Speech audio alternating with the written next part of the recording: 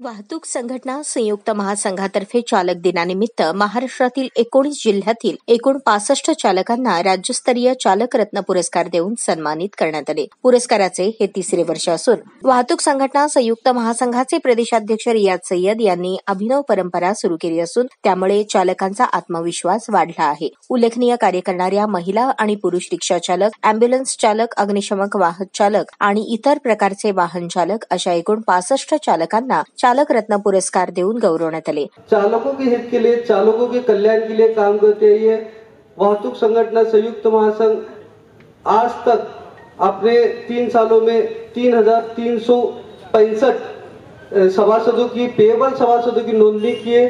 19 जिलों में महासंघ ने अपने कार्यकर्ता और पदाधिकारी नियमे हैं और महासंघ ने अलग अलग विषयों पे, अलग अलग मुद्दों पे हमेशा आंदोलने, निवेदने और आक्रामक भूमिका महासंघ की रही है. महासंघ हमेशा से रिक्शा चालकों और सभी चालकों के हित के लिए काम किया है. जैसे कि आप सभी जानते हैं, हमारे पे 21 मई 2024 को जो जुल्मी दंड लागू किया गया था शासन की तरफ से, उस शासन की तरफ से जुल्मी दंड के लिए महासंघ और कुदरती समिति के माध्यम से हमने 50 दिन लड़ा और 50 दिनों में हमने सरकार को बता दिया कि ये जुल्मी दंड हमारे ऊपर लादने में जो आया है वो गलत है. यावेळी माजी आमदार आडम मास्टर महेश कोठे, महादेव कोगनुरे, आझाद रिक्षा संघटनेचे अध्यक्ष शफीक पटेल, अहमद बगवाले नांदेड, इरफान शेख जळगाव, मुक्तार शेख भिवंडी, कॉम्रेड सलीम मुल्ला, जमीर शेख, आयात शेख, जहांगीर नदाफ, बाबा सालार, मुकरी सालार, अशफाक शेख, नितिन शिंदे आदि मान्यवर उपस्थित होते.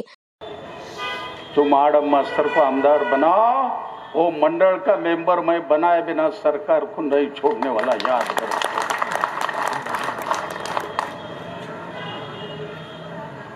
असं मंडळ बनवून त्याच्यामध्ये आज बांधकामामध्ये तुम्हाला सांगतो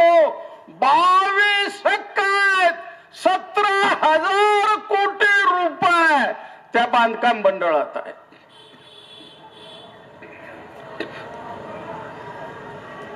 त्याला 1-2 वर्ष लागे. आज रियाज भाईशी मी अर्धा तास बोललो. थर्ड विमा हा माझ्या डोक्यात आहे, पण तेवढी रक्कम निघत नाही. पण रियाजबाईने उपाय सांगितला. मास्टर, प्रत्येक वर्षी 30 लाख गाड्याची विक्री होती केवळ महाराष्ट्रात. 1% सेल धरला तरी सुद्धा 1%, 2,000 कोटी दर वर्षाला आपल्या मंडळामध्ये जमा होईल. आणि तो रिक्षावाला म्हणला पाहिजे, रियाज भाई ने जिंदगी हमारी ऐसी की झोपड़ी में रहते रहते मैं मर रहा था, लेकिन मुझे एक ऐसा बंगला दिलाया रियाज भाई ने और जिंदगी भर मुझे पेंशन दिलाया. वो रियाज भाई हम करना चाहते.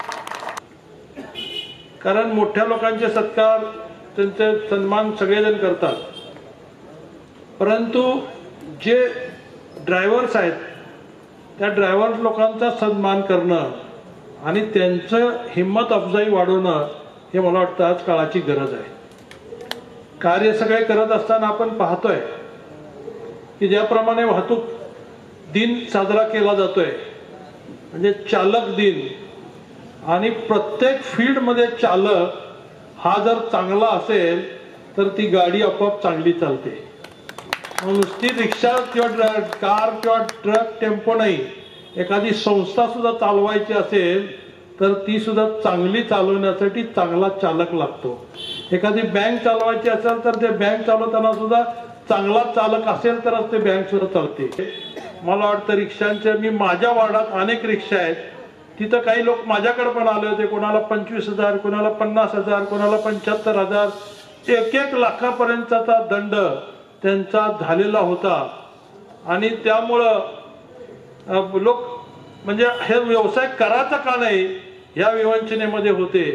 अशा वेळी रियाजबाईंचा हात त्यांच्या पाठीशी खांद्यावर पडला आणि तुमच्या माध्यमातून या सगळ्यांना तुम्ही कर्जमुक्त केलात, त्यांच्या संसाराला हातभार लावण्याचं काम आपण केलात. त्यामुळे तुम्हाला द्यावं तेवढे धन्यवाद कमी आहे. कार्यक्रम यशस्वी करण्यासाठी अल्लाहबग शेख, देविदास कोडी, इरफान कल्याणी, प्रदीप शिंगे, सद्दाम शेख, रमेश बनसोडे, शंकर राऊत, नागेश वाघमारे, महबूब शेख, अकिल शेख, इम्रान शेख, परसराम बगले, मौलाली दर्जी, इम्रान शेख, विठ्ठल पवार, गौस शेख, फिरोज तांबोळी, असद खतीब, मुज्जो शेख, विलास शिखरे, गणेश लिंबोडे यांनी परिश्रम घेतले.